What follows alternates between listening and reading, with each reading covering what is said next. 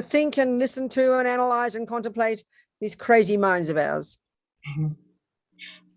I think, I think if we really realize how much potential we had, how amazing our minds are, we would be very moved by that. We'd be very enthusiastic. We'd persevere, But the trouble is, of course, because of the way ego works, and this is a Buddhist analysis, it makes us very self-centered. And because as soon as we hear that, as soon as we're accused of being self-centered, we kind of feel embarrassed. We feel upset. We feel it's not fair. We feel you don't understand. It's really difficult for us to hear that. But that's literally the analysis. When you've got attachment and fears, especially if we have fears and anxiety and all those things, we kind of think that people should feel sorry for us. Poor me, I've got this sickness, I'm sick. And we are sick, we are mentally sick. There's no argument about that. But what's difficult for us to hear is that being mentally ill from the Buddhist perspective means we're being self-centered, because that's why we suffer.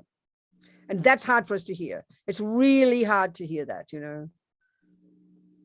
In other words, the more miserable we are, the more self-centered we are. And this is the analysis, but it's very difficult to hear that. But that's why, at least at first, if we can study it, the Buddhist view is very specific, And then when you realize you're self-centered, you're not trying to beat yourself up, then you will have compassion for yourself, because you realize that's why you suffer, We suffer because we think of ourselves all the time. And it's so brutal. It's hard to talk this way. This is a very typical Tibetan way of talking. And so it's difficult for us because we feel defensive. We feel it's not fair. Look at all my sicknesses. Look at all the problems. Look at my ugly husband. Look at the world. And it's not wrong. Bad things are happening for us. We do have problems. But our analysis, in our modern analysis, is quite difficult. So it's hard to navigate the Buddhist one without getting all neurotic. It's hard to hear it properly, But we need to have courage. We need to have courage. And maybe if we can't see it in ourselves, then we can really see it in other people. If you know anybody who's, generally speaking, if we look at the Buddhist analysis, look at the Buddhist view of karma, there's 4 ways that our past actions ripen. It's just the logical law, the natural law of the way the universe runs. Every sentient being is at this moment in time playing out the karmic seeds they planted in the past. And there are 4 main ways that these seeds ripen. One is the type of rebirth you get. So in our case, human. That's first. Second is all our mental tendencies. And this is what we have to learn to become intimately familiar with individually. We have to know our own mind intimately and well, which means basically we have to learn to understand the Buddhist model of the mind that talks about we've got positive, valid, good, reasonable, useful, productive states of mind, such as love, wisdom, compassion, kindness, generosity, patience, forgiveness. These are our saving grace. These are our main qualities. These are the ones we can grow limitlessly. And these are the source of our happiness. At this moment in time, moment by moment, and you have any of those states of mind, to that degree, your mind is peaceful, your mind is happy, your mind is spacious, because your mind is connected to others. And these states of mind are rooted in dependent arising. That's why they're valid. Now, the other states of mind, these are the ones that cause us pain. And this is a very clear Buddhist analysis. And what are they? We all know them. First, ego grasping, the root delusion that posits deep in our being this solid, concrete, separate, real, definite, intrinsic me. On the basis of that, there's this massive emotional hunger to get what that me wants. That's called attachment. Now that runs the show. So the stronger that is, necessarily the more miserable you are. That's the simple logic. But also, the stronger that is, the more we harm others, because our body and speech will act out the attachment, the anger, the pride, the jealousy, the depression, the anxiety, and all the drama. And the body and speech will then harm others. So the states of mind harm us. They are why we suffer. And in their nature, they're necessarily self-centered. Of course, it's hard to hear this because we get defensive, like I said, but we're big girls and boys. We're trying to do an analysis of why we suffer. So we should be wanting to hear this, wanting to own responsibility. But the ego wants to get off the hook, but it's not. So this is where the modern analysis, I would suggest, we because the analysis in the modern world is, well, I'm angry, I'm depressed, I'm anxious because my mother did this, because my genes that, because I've got this sickness, because I don't have enough money, because my husband beats me. They are real experiences. And that's the third way our karma ripens. That's called experiences similar to the cause. So in the modern analysis, the tendencies, the second way karma ripens, and the experiences similar to the cause, the way we're seen and treated by other people, we see a direct relationship between these. So the more bad the third lot is, the more bad things happen, the more we've got sickness, the more we've got bad people in our lives, the more we've got no money, the more we've got homelessness or poverty or whatever it might be. That's the kind of suffering that the world experiences at the hands of others. Look at the world. The more we have all that, we link those experiences to our states of mind, but they're two separate tracks. Of course, they're interdependent. Of course they are. So, if your husband punches you in the nose, that for us is the logical reason why I get angry. And then we say, and I'm allowed to be angry because look at what he did to me. There's some logic in that. It's true. Of course, you're allowed to be angry. But the Buddha's point is this: the anger is yours and you got born with that. And not only that, you created the cause to have that lousy husband. This is where it's really intense for us. We're not used to this analysis. So then the logic is that you take responsibility. And then, of course, if it's too much, you leave the stupid old husband, if you can. The same with, say, sickness. Your body is suffering, That's due to karma as well. That's the fourth kind of karma. That's called environmental karma, where the body, when the external world impacts upon your body and causes illness, the weather's too hot, the food doesn't work properly, your body's sick. That's environmental karma. Of past karma, environmental karma. So the key one we have to learn to know and become familiar with is our own mind, which is the second way the karma ripens, which is our mental tendencies. And the key point that Buddha makes is the extent to which we have attachment, anger, and the others is the reason we suffer. Simple. And by definition, those states of mind cause us to be self-centered. It's just the way it is. It's just how it is. It's the analysis, and that's why we suffer. In other words, the more attachment we have, the more self-centered we are, the more we think of ourselves day and night, the more we suffer. That's it. So that's why the logic is, if you don't want to suffer, change your mind. Stop being so attached. Stop being so self-centered. I mean, it sounds brutal to us because the analysis in the modern world is we kind of support that. But it's because it's not my fault, we'll say. And that the assumption is we can get off the hook, but it's not my fault. But I didn't ask to get born, but I didn't do this. That's the instinct of ego, is to defend itself. And it sounds brutal to us. It's hard to hear it properly, but when we can, then that's the liberation. Then we can start to change. Then we can start to work on our minds, with kindness towards ourselves. And like I said, if you can't see it in yourself, just look at other people. Anybody who's really self-centered, that clearly they're suffering. It's clear that that's why they're suffering. But our trouble is we prefer to point fingers. Look at that self-centered person. What do you mean they're suffering?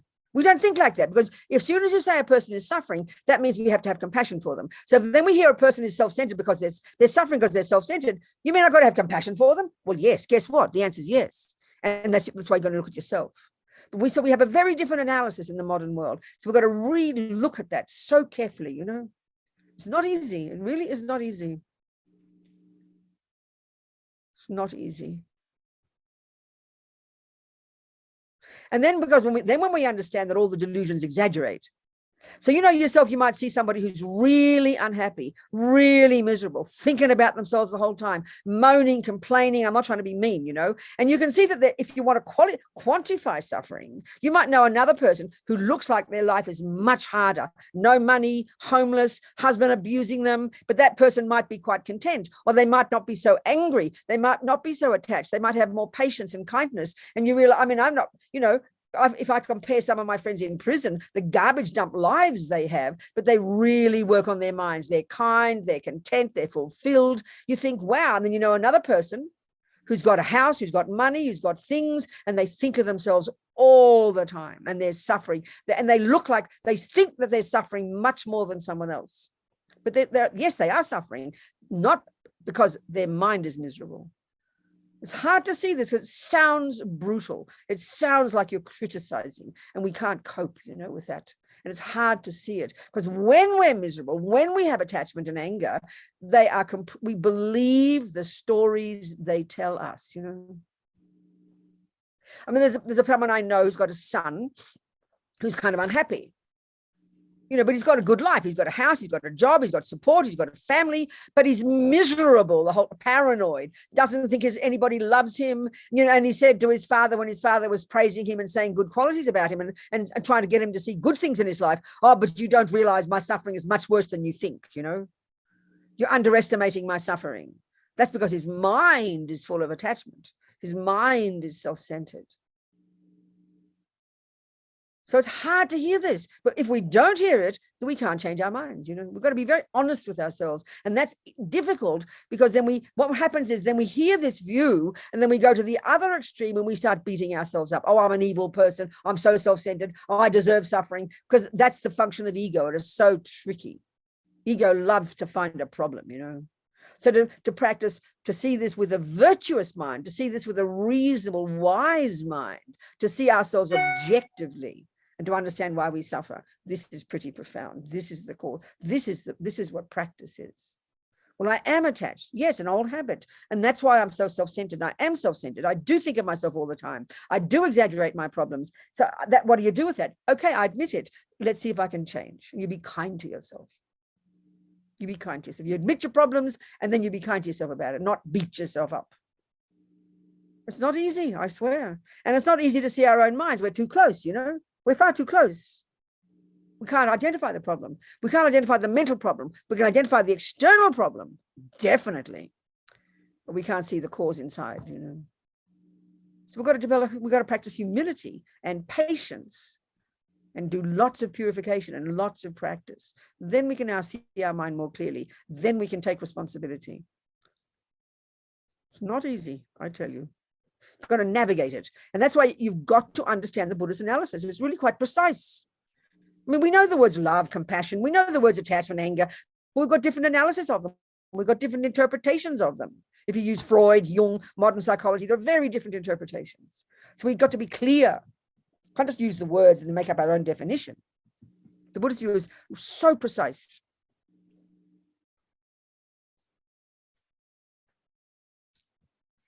So I don't know. What do you think? Any questions? Ask me some questions. Any old thing. Yes, Cheryl. Hello, Cheryl. Talk to me. Hi. Hello, darling. Hi there.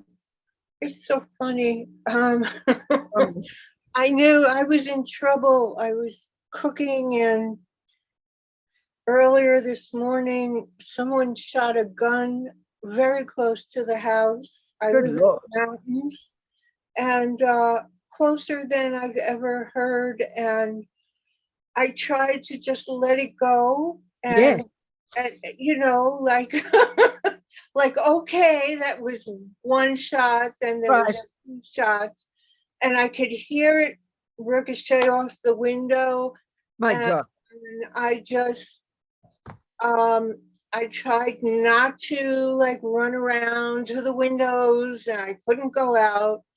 I just, and then it evolved from there. I did go to a window, and I saw a orange hat, and I started screaming through the window, get out of here, you know, get away from here. And then the worst part of it is not that so much, but another neighbor told me a few days ago that this other neighbor granted egress to the Department of the DEC. So here's this guy coming over onto a land that borders me right near my house that he gave egress to. And then once I could drop the guy with the gun, then my mind jumped over to the neighbor. So how can you handle, so how have you, so what's the bottom line, Cheryl? So the bottom line is, how are you handling this in your mind? There are two things.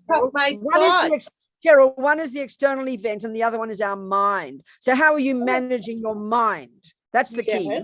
Tell us about that. How are you managing your mind? Well, I recognized everything that was happening.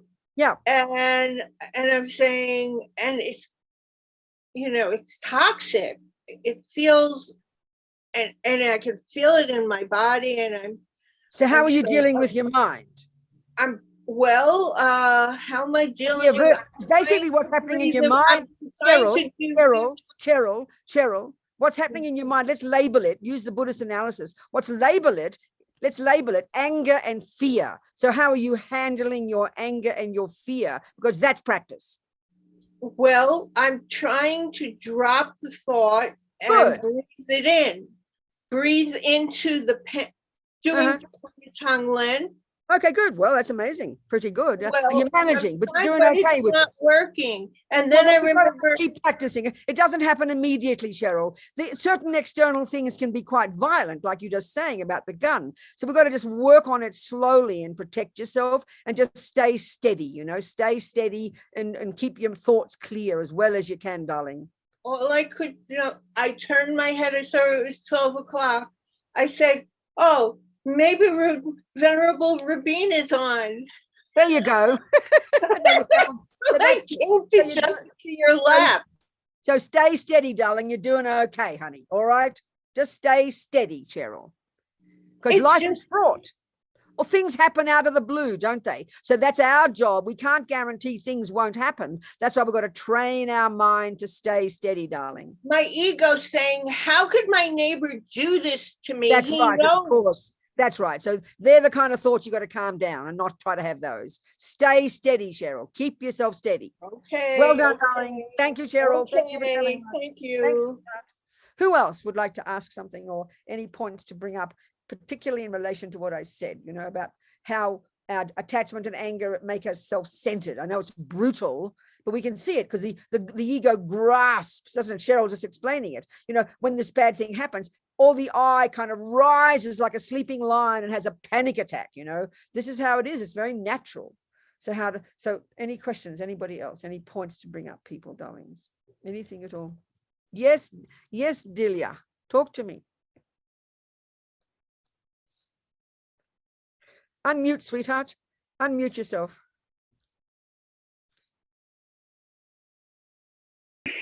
Okay. Yes, there you go. Good. There I am. Okay. I'm realizing that I am filled with resentments and jealousies. Yeah. Just filled to the brim. Oh, sweetheart. And I don't want to be resentful, but over the years things pile up, and that's right. They do, don't they? I don't know how to fix it. You can't fix situations. I can only fix how I feel, but I don't know how to just poof, let go. Is it in, I don't want to be too personal, but is it in relation to one particular person or several? Oh, several. It's my family. Okay. It's my work. Okay, so Delia, this is the interesting point, isn't it? Since we were born, this is the Buddhist analysis. Since we were born, talking about the karma, that second way karma ripens is our tendencies. So those are your tendencies, all your good ones as well. Don't forget those. But the other one is the third kind of karma. That's called experiences similar to the cause. And that's where all the people are that we have connections with. And so then, if you've got certain people in your life, and you just said it, your family, join the universe, then those tendencies in you, the negative ones, they are going to trigger those tendencies clearly. And then also, but don't forget, there are some people in your life who trigger positive qualities in you: love, kindness, patience. Would you agree with that? Those are my dogs. Only your dogs trigger love. I'm kind of kidding, but that is... Thank God for the dogs. What's really important when we do this analysis to see the negative tendencies, it's really helpful for our mind to put them next to the good tendencies, because then we can compare. Because when we start to look at the negative ones and we start to really notice, especially when you start to practice, we start to become conscious. We start to become conscious of our mind, don't we? So then we can start exaggerating the resentments and the jealousy. So don't exaggerate them, Delia, but see them honestly and see the pain they cause you. They cause you pain, right? Don't they? Yeah, a lot of pain. That's right. But the trouble is, because you've got into this life with those tendencies, and because you've got the people in your life since you were born, and these two, the tendencies and the people trigger, join together, and because we haven't had methods, I would say, Delia, because we haven't had methods. What's all that noise? Is that your dogs? No, somebody else. Maybe. No, it's okay. So because this is the crucial point, because we haven't, that's my dog. Yeah, it's really loud. I can't, yeah. Your doggy. Okay. So maybe keep it off while I'm talking. And then when you want to speak to me, turn it on again. So this is the trouble, Delia. You get born with these tendencies. They're triggered by the particular people in your life with whom you have the karmic connection, called your family, join the universe. And then because in our culture, we're not taught techniques to observe the resentment, to observe the jealousy, and we're not given techniques to help change them. So here you are, halfway through your life, a quarter way through your life, suddenly you're noticing them. And because, as you just said before, it was very good. They've built up. So this is the thing, if we can learn. So we've got a bit of catch up. We've got to do a catch up, all these years of habit we've got, but it's not impossible to change them, Delia. You've got to know that they're not at the core of your being. They're not intrinsically who you are. They are there. They do cause you pain. So you've got to be kind to yourself when you see that. And then know that you've got to learn to develop the habit to catch them every time, and then try to counteract them, try to argue with them, try not to believe that story. It's not easy, Delia, because it's a lifetime of habit, not to mention previous lives. So darling girl, one step at a time. But it's really important you remember your good qualities as well, and you look at the people in your life who trigger those good qualities, because you've got to balance the both. Otherwise we tend to exaggerate the bad ones, So just keep practicing, honey, grabbing your mind when it arises. Try to see the pain of jealousy and understand that jealousy is related to anger. This is very interesting. And then the resentment and the hurt. I mean, these habits are very old, darling. So we've got to really work hard on it, but it's possible. Are we communicating? What do you think? Talk to me. Unmute. Okay. What do you think? I think it's going to take a lot of work. That's right. It does take a lot of work. But if it's possible, You've got to keep doing. You're the beneficiary. This is where, Delia, in the first stages of practice, we've got to realize that we are the beneficiary, because we have to be sick of the suffering this causes us. Don't worry about compassion yet. Don't worry about forgiveness for these lousy family members who might be mean. We've got to learn to have compassion for ourselves first and know that we are sick of this suffering. We're sick of the jealousy. We're sick of the resentment. We're sick of all these old habits. So it's got to be for your own sake, darling, and it is possible. Keep them out of it, And the other thing, Delia, to be really sensible, and we often don't make this decision in families, if really some of them you can't handle, don't blame them. Just know it's too difficult for you. So keep away from them, darling. It's like, don't be like, if they're like a red rag to a bull, give yourself a break. Keep away from them. There's nothing wrong with that, I promise. But often we're foolish and think, I should, it's the family, and then the same old problems happen. So we've got to be very aware and to take care of ourselves. You understand that point, Delia? Be wise, Thank you, darling. Thank you very much. Alina, hello, sweetheart. Good morning, afternoon, good evening. What's happening? Good evening. Tell me. Hi. The last class you're talking about the flip side of self-esteem and arrogance, and I wanted to ask you, apart from that, I've been doing a lot of tarot practice. What else do you have any practical practice to do whenever I catch myself being prideful and arrogant? Yeah, that's a really interesting point. I understand. The Lamas have this wonderful approach. It's so simple, it's almost embarrassing. I remember hearing it. The Lamas say, and it's just so logical because you're counteracting. When you feel a bit of low self-esteem, you tell yourself some of the things you can do that you are good at. But when you're feeling a bit arrogant, you tell yourself some of the things you can't do. So each of them kind of gives, it seems almost so simple, but it's really practical. Like if you think you might be really good in one area of your life, and then naturally arrogance might pop up, and you go, oh, come on, shut up, Alina, you're really bad at math, or you really can't speak this language properly, or, something so simple. And I find that myself, it's very powerful. It calms the mind down. It's almost so simple, but it's always the same. It's being your own therapist. You're counteracting, you're arguing with the thoughts that pop up. So of course that implies we have to catch the thoughts before they become the full-blown feeling. When it becomes the feeling and then pride takes over and you're starting to be arrogant in your speech, it's harder to calm it down. So you grab it when you notice it in your mind, and then you counteract it. And the quicker you grab it in the mind, the quicker it is easy to change it. The more it becomes grown as a feeling and it gets expressed with your body and speech, then it's kind of harder to bring it down, to bring it back, Do you understand, sweetheart? It's a very good point.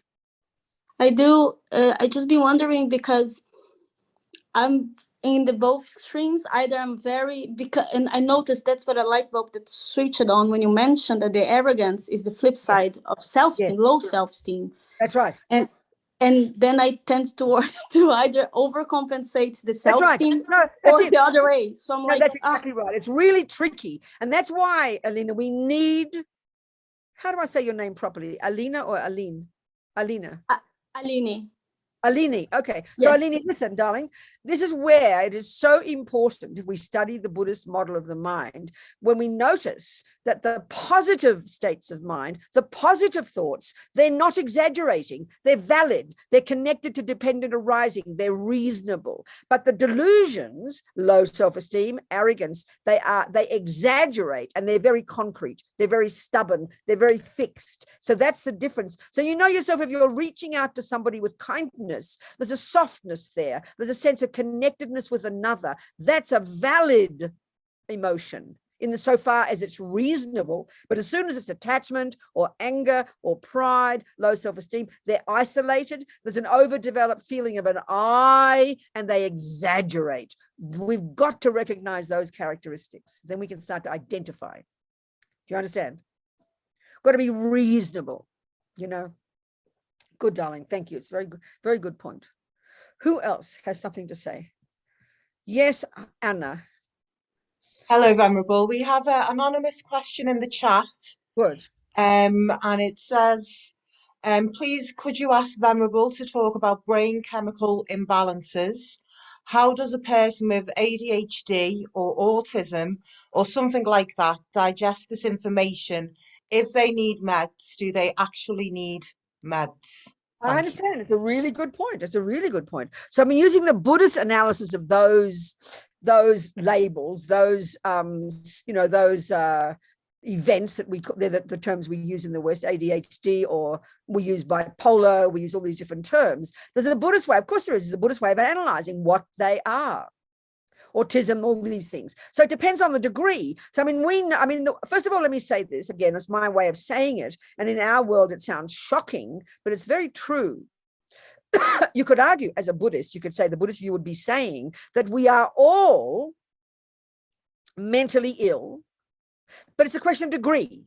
And that is a very valid way to put it. So when we say the label autism, you immediately can know people who are on just a vague tendency to all the way most intense experience of mental illness. So to use one label and then see it's fixed is just ridiculous. A person with ADHD, the way we use that word, is uncontrolled attachment, So it's like we've got to be very nuanced about how we hear. We've got to know our own mind well when we get one of these labels, and then see what degree of that. So, for example, in Buddhism, the uncontrolled attachment, for example, attachment energy is one of it is emotional. One aspect is emotional. It's emotional hunger.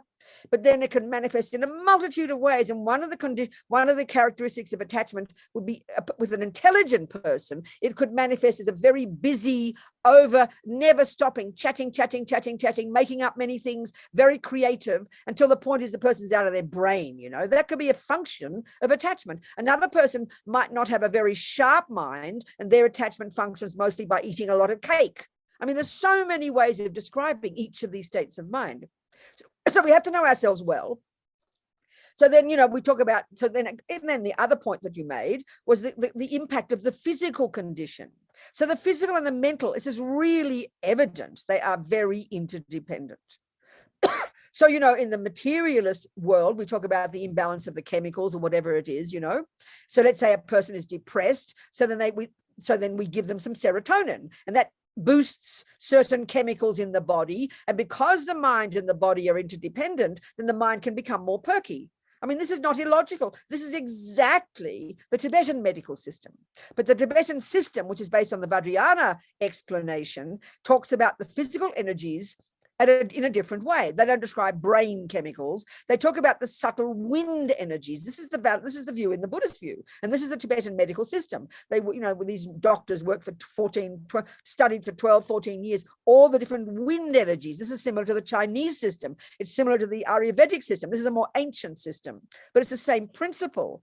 We've got body and we have the mind, and they are intimately connected. So at this subtler level, a person, let's say, who's considered to have ADHD, or let's say whatever these labels are, that could be identified by the Tibetan doctor. They could feel that person's pulses, and they'll feel the imbalance of those certain wind energies that course through this nervous system, 72,000 subtle channels throughout the body, and all these different wind energies, there's many of them. This is the source of our health. Then if there's an imbalance of the certain wind energies that are connected to attachment energy, then the person's mind will manifest as being completely berserk, completely out of control, no constant OCD, for example, all these words, you know. So it can be identified exactly in the Tibetan system. The imbalance of the different states of mind is utterly linked to the imbalance of the wind energies. So then the Tibetan doctors will give you herbal medicine, which will work on the wind energies, which will then calm the mind down. So, you know, for example, a person like have a lot of physical sickness, that can be utterly linked to the mind, because the mind and the Tibetan, I mean, even Lama Zopa, the way he put it, he said, you know, the mind and the body are so intimately linked in this, talking about this system, that let's say even the mind is like, say, angry. That anger, first of all, grows the habit of being angry in the mind, always dissatisfied, and that pollutes the wind energies connected to that, and that in turn develops and grows and manifests as sickness. So, you know, physical sickness is utterly linked to the mind, utterly, not in some kind of, oh, you get angry every day, you deserve it, you're going to cause yourself to get cancer. That sounds like superstition, but the body and the mind are intimately linked, you know.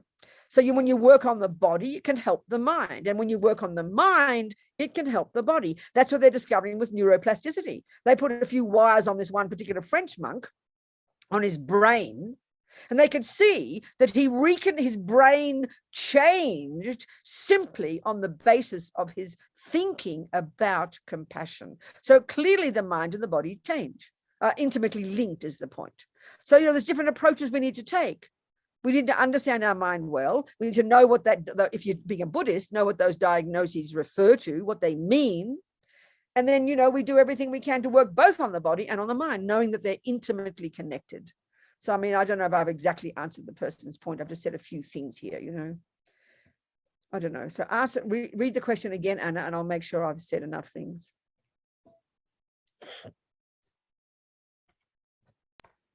Yes, Venerable. It says, please ask Venerable to talk about brain chemical imbalances. Okay. How does a person with ADHD or autism or something like that digest this information? Okay. If they need meds, do they actually need meds? Absolutely. There's nothing wrong with taking meds. I mean, Tibetan medical is meds, except it's herbs, that's all. So it's just the same. If serotonin is useful to you, you know, then take your serotonin. But the key point is, when we develop, which is the Buddhist approach, some awareness, we start to get objective and start developing this awareness of our own mind and our behavior. That's the crucial thing. If we just believe, well, you know, serotonin will fix me, this will fix me, then what will happen with your serotonin, you'll go to the other extreme and go completely berserk on the up mode, and then you'll lose the plot there. So you've got to have awareness. So take medicines, nothing wrong, but be conscious, be wise, observe your mind. So the point is, if you've got this chronic thing about being depressed, you take your serotonin, then you continue to observe your mind, and you don't buy into all the overexcited thoughts, which then goes to the other extreme. And then that's what bipolar is. You go up and down like a yo-yo, you know? So you've got to develop awareness. So you utilize meds to help your mind to be more reasonable so that you can then work on your mind. You've got to work on your mind. You can't just allow the meds to do the work. The meds only works on the physical. You've got to work on the mental part yourself. This is the crucial point. So, of course, if a person is extremely on the outer edge of worst so-called autism, then there's nothing, probably some people who are really mentally ill can't do much for themselves, and you can't expect them to. So what you do is then you take care of those people. You love them and protect them from harming themselves and others. So to the degree we have any awareness, we can work with ourselves. And this is the miracle. I hope that helps. Venerable, the person said perfectly answered. Thank you. Good. I'm very happy. Thank you. And But we have one more point, Dana. Remember that our mind is infinitely flexible. As Lama Zopa says, we can mold our mind into any shape we like. You know, we've got to have that confidence, not feel like we're stuck. And then the second one is remember, because certain illnesses, you know, certain physical illnesses are directly related to the imbalance of the wind energies, directly related. So when we understand that, we'll be more patient and humble, you know, with ourselves, and let's say we're taking Tibetan medicine, we'd take our Tibetan medicine and we'll work knowing every day it's working on the wind energies, which is connected to the attachment, to the aversion, whatever parts of our mind. So we work with that every day, being patient and wise, you know, because one of the consequences of attachment, we can get very self-centered, very berserk, very fixated, very manipulative, especially if we have an intelligent mind. That intelligence mixed with attachment is a very wicked combination. So we've got to understand our minds really well, you know. It's not that, and this is the Buddhist model. How I talk all the time is from the Buddhist perspective, you know, which of course is my job, you know. What else is there, Anna? another anonymous question, Venerable, asking, please could Venerable describe clairvoyance and what someone who has clairvoyance sees? Exactly, I understand. Yeah, it's not complicated just because it's unusual in our culture, because we only have neuroscientific view, we only have brain.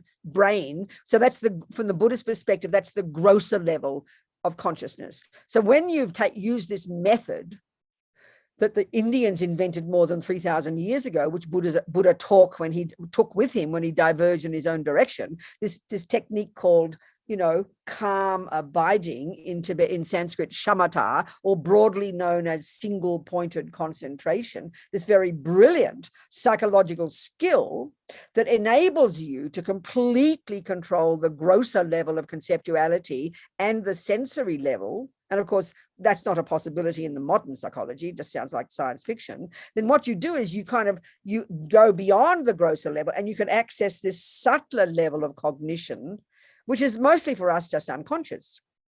And that's where, when you've trained that, it is just natural, when you've accessed that level of mind with training, that level of consciousness is capable of cognizing subtler phenomena. And what does that mean? It means the minds of others. It means the past. It means the future, because that's its capability. So if you've got it properly, I'm not just, you know, in the West, modern world, lots of people have some experience of clairvoyance, but it's usually very hit and miss. You're not certain it's really true. We don't have any methods to grow it. We don't understand where it comes from. We don't know why we've got it. So it's very hippy trippy. But with the Buddhist one, it's clear, logical techniques to enable you to access this subtle level of your mind. And from the Buddhist perspective, you cannot really begin to help people until you have clairvoyance. It's not hippy trippy. You see clearly phenomena the grosser level of mind can't cognize,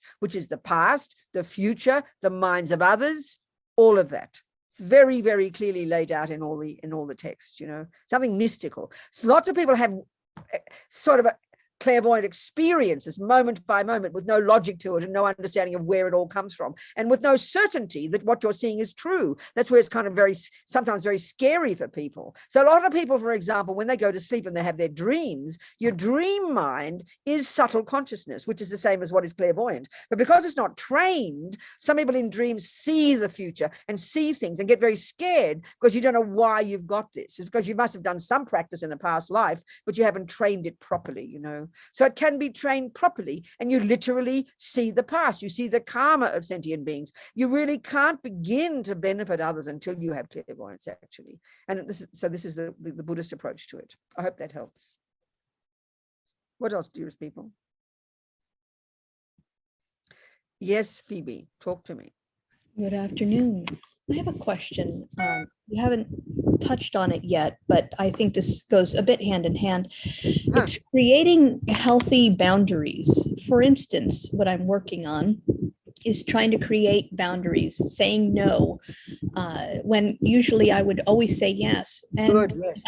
I'm working, as I said, I'm working on that. But what happens with the other person who's involved in the conversation?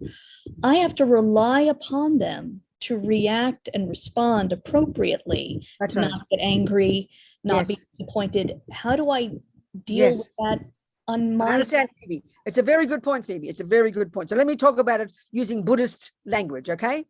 Very good point. So basically, it's like this. We've got, in the Buddhist analysis, we've got the neurotic, deluded states of mind. They're all the voices of the I. They're the voices of ego. They're attachment, they're aversion and jealousy, all these dramas. So the key one that plays out most of the day in our relationships from the negative perspective, Phoebe, is this enormous attachment. I mean, attachment could be to clothing, food, I mean, all the obvious things, but a subtler level of attachment is what's playing out here. And we've all got it at a very, at varying degrees. In our relationships, this attachment is a very strong yearning to be seen as a good girl, basically. You understand my point? Exactly. So I know you do. So it's very instinctive. And but the thing is, it comes along with kindness. So then you can be you're a nice person, Phoebe, and you say yes to people. Saying yes is compassion and kindness. But when it's polluted by this attachment, by this neediness, which is very subtle to be seen as a good Phoebe, then that's the part.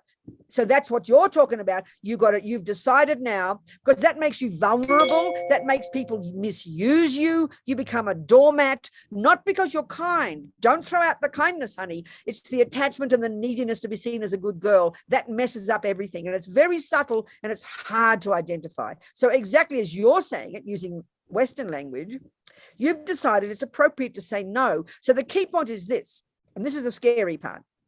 You know it's the wise thing to do. You know it's not appropriate to say yes. So then you have the courage with the right motivation to say no this time. But honey, you cannot guarantee the other person will like it. You have to accept that consequence. And that's part of the problem, because the attachment to be seen as a good girl is getting us all the time to make sure the person responds nicely. And we're terrified the person might not respond nicely. I'm sorry, if you're going to have the wisdom to say no, which is excellent, you can't guarantee they will be happy. You can't guarantee they're going to play tennis with you. They're going to get upset and you're going to have to live with that. But you be very gentle, you be very wise, and you keep your ground, and they can, if they want that relationship with you, they're going to learn the new rules. And it's not easy, honey child, especially if you've been in a habitual relationship of buying into each other's garbage and, scratching each other's back. And this is very difficult. A codependence, what is it? I think they call that in the West. This is attachment. And this is what makes a relationship so difficult. So when you start to change your habits, you don't have to explain yourself. It's like whether it's your mother with your child, with your partner. It's not easy. The kid will rant and rave when you say no, but it's for their benefit. But it's got to be done for the right motivation. Not to manipulate the person, not to be passive aggressive. It's got to be because you see this wisdom wing and the compassion wing. A bird needs two wings, Phoebe. The wisdom wing is all this inner work we're doing on ourselves. Then you can have really valid compassion and your relationships will be very healthy because you've, as we say, established new boundaries. It's giving up attachment, basically. It's giving up the neuroses. It's giving up the fears and becoming clear and strong in yourself. And whatever you do will be for the right reason. You with me, Phoebe? Yes. it's difficult though. It's not an Absolutely. easy thing, especially when I have autism. So especially when you're thinking, somebody's unhappy, they're angry with me, Yeah, and it that's right. causes a lot of anxiety. I know, but that's where also we've got to be, that's because that's your attachment, wanting them to be nice to you. And we know that as soon as we see a person look a bit ugly at us, we start all this analysis inside. You've got to stop that analysis, Phoebe, because if you're content that you've done the right thing, you allow them to be angry. This really takes courage, honey child. This is enormously hard work, but this is the bottom line of Buddhist practice. So then when we give up attachment and all the rubbish, we become very grounded in ourselves and we allow people to be the way they are. We're not relying upon them to love us every second anymore, Phoebe. That's the powerful point.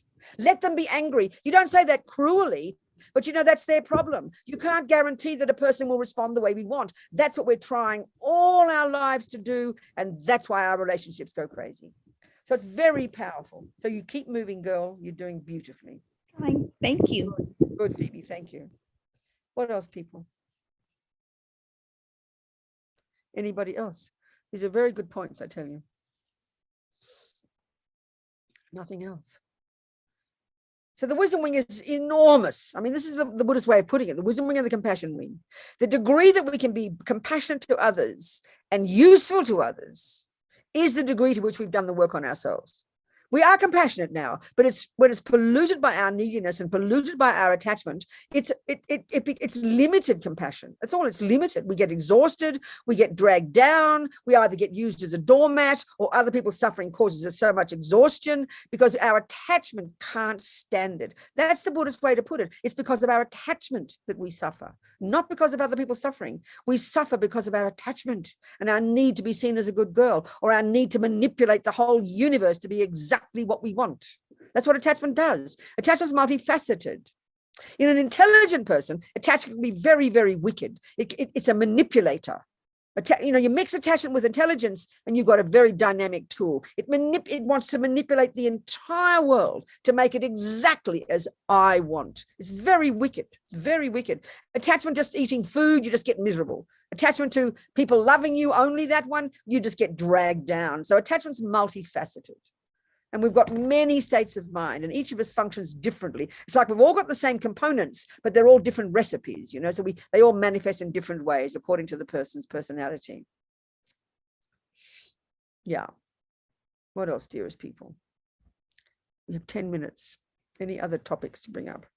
Yes, Greg. Hello there.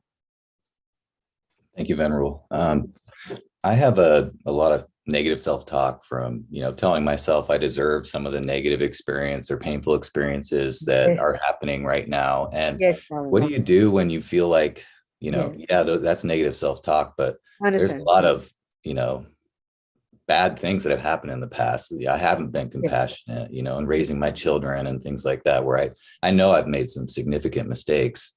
So yes, I understand that I need to be more compassionate to myself, but I also understand that there's some reality in some of the right, darling. Great. This is so helpful. So so the thing is this is where when we understand there are two parts of our mind. There are the valid, reasonable, wise, intelligent, compassionate, useful states of mind that are based in dependent arising, which is the right analysis of things. But then you've got the delusions, and they're all kind of wacky analysis, and they exaggerate. So there you are. So then there you are, taking responsibility, deciding you've done some things. Join the universe, Greg. You're not perfect, so then you've done things to harm others. Join the universe. So this is where we have this purification practice at the end of every day, which is so powerful. And the first step, we call it the 4 R's. It's easy to remember. And the first step is based upon karma, the concept of karma. It's regretting the things you've done wrong. So this is where this is very depressing. So this is where somebody asked His Holiness the Dalai Lama one time, what's the difference between this regret and guilt? And what you're describing is guilt. You've seen you've done bad things. Then what guilt says, because guilt is actually self-anger. What is guilt saying? I did this, I did that, and then it concludes immediately, I must be a bad person. That's the state of mind you're describing. Now, guilt is a distortion. Guilt exaggerates your badness. Guilt takes those 1 or 2 or 27 bad events, and then guilt takes those and then paints the whole of Greg with those qualities. And then we say, I am a bad person. Now, look at anger, Greg. Look, Robina, you did this and you did that and you did this. And what do you conclude? And you're a bad person. So anger takes the person's bad qualities and paints the whole person with them. That's the way delusions function, Greg. So guilt is the worst crime against ourselves. It's just not accurate. I mean, there's a lovely saying the Christians have: don't criticize the sinner, criticize the sin. And that's the clarity we must develop, Greg. So when you have the view that intrinsically you've got this marvelous potential, Greg potentially is an incredible, amazing person. So now when you have that view, you can take responsibility and say, well, I did do that bad thing and I did do that. And that was because of my stupid ignorance. I didn't know any better at the time. But then, as His Holiness says, so in other words, the first part of regret is the same as guilt.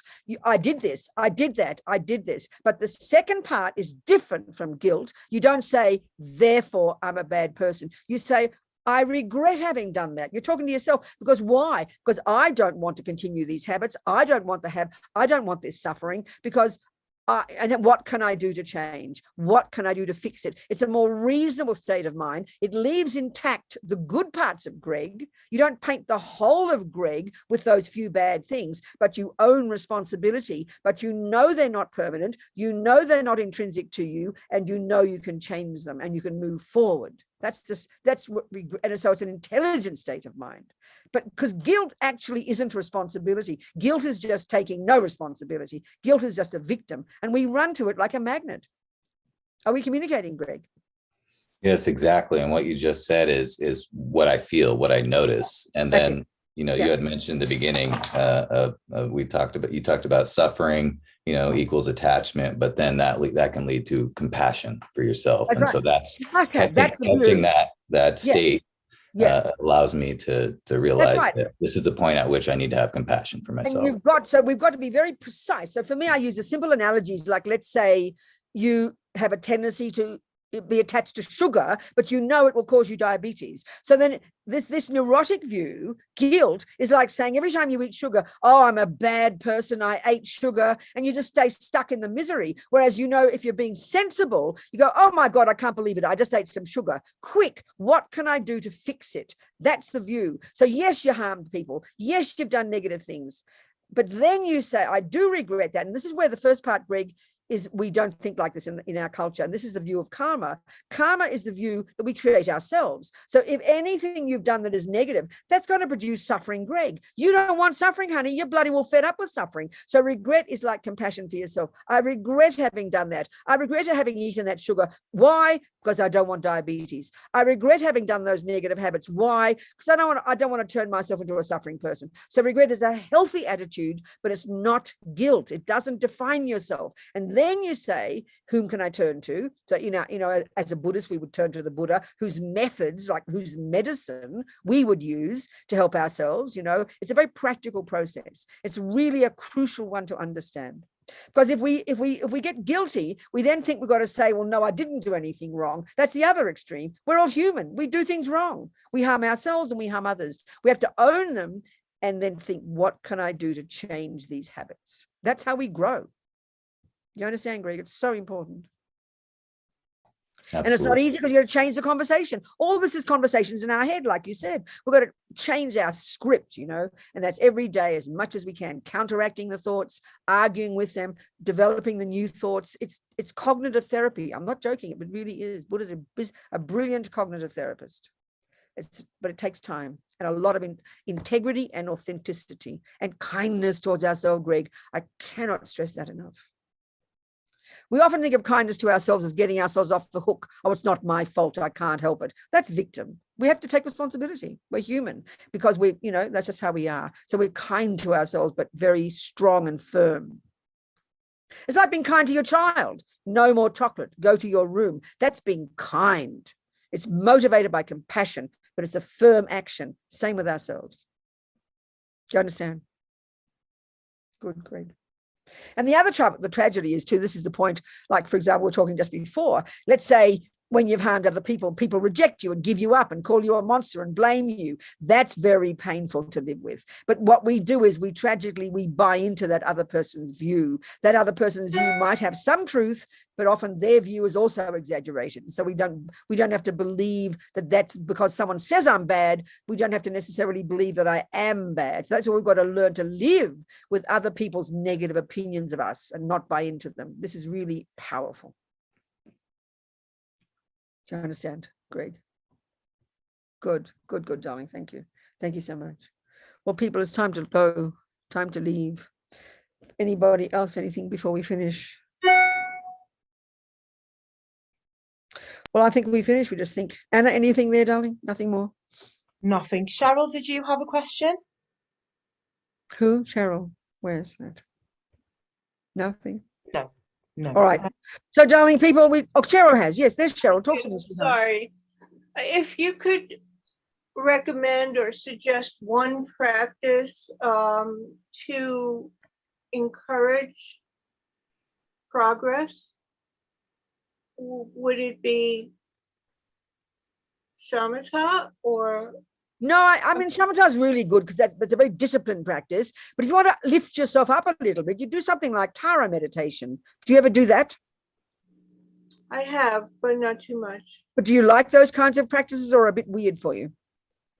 They're not weird. I do rain of blessings sometimes. Well, that sounds good. Anything that is lifting you up a little bit, kind of visualizing light coming, purifying you. They're uplifting, Cheryl. We need all kinds, but sometimes we do the disciplined one of shamatha, sometimes the one of visualizing. Anything like that can lift you up, or even just to read about and think about how we've got this marvelous potential, Cheryl, that like I say to Greg, that the negative qualities do not define us. They're not intrinsic. They're not at the core of our being, but that virtue and goodness and kindness, they are who we really are. This fundamental point in Buddhist psychology, I found from the very beginning most powerful. Do you understand, darling? Yes, thank you. Good. So there's Mary Camille. Tara practice. They do it for an hour at TNL every Tuesday night. It's on tonight. Charmaine leading that if you're interested, darling. But yeah, but just keep moving, everybody. Keep moving, and never give up. That's all I'm saying. Never give up. But we have to navigate it and we have to be clear. That's why it's good to study and analyze the teachings, because this is the basis, you know. Okay, sweethearts. Much love to you all. Thank you. Goodbye. See you next time. Thank you, Anna. Thank you, sweetheart. Thank you, Mary. Thank Bye. you.